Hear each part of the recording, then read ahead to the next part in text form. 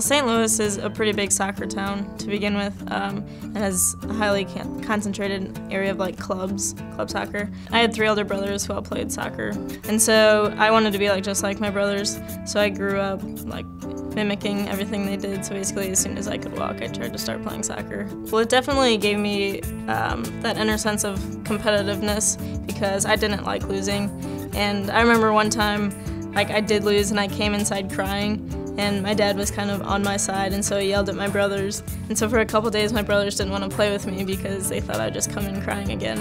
And so I learned that crying wouldn't really get me anywhere, it wouldn't help me to get better. From a young age, I always looked up to them, and I think I still do now because they're all sort of different, but they've all gone through college, and 2 of them have gone through the college athlete experience. And so I know that they've been where I've been, and they understand what I'm going through. And they've all come out successfully.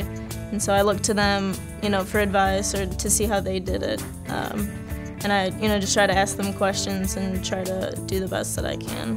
Ole Miss was actually the last school I looked at. I was pretty close to committing to the University of Dayton, but Matt was looking at Maddie Friedman, who I played club soccer with. And Maddie really liked Ole Miss. She came and she committed. And shortly after that, Matt saw us play again, and he came in contact with me. And then I came down here for my visit, and I just loved it. I loved the atmosphere, just Ole Miss being a part of the SEC, big time, the big stage down here. And I just knew that as soon as I left that I wanted to be a part of this program. We're a very close team, and especially times in the locker room. There's a lot of singing and a lot of dancing, and we spend a lot of time together. And it's just fun to grow closer to these girls that come in as strangers, and just to see them, loosen up and just see who they really are. There are the people who are very loud and like to dance in the locker rooms, and there are the people who aren't, but they're still very, very funny.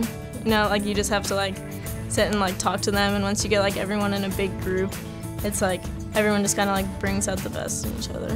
I think this year it's getting back to the NCAA tournament. I know we all weren't satisfied with losing to Florida State in the second round. I know we all wanted to keep going, and we all loved being, in the NCAA tournament, being, one of those final 60 teams playing. But I think this group is a very hardworking group, and they're not okay with just getting to the second round. So I think this fall will be a very exciting season for us.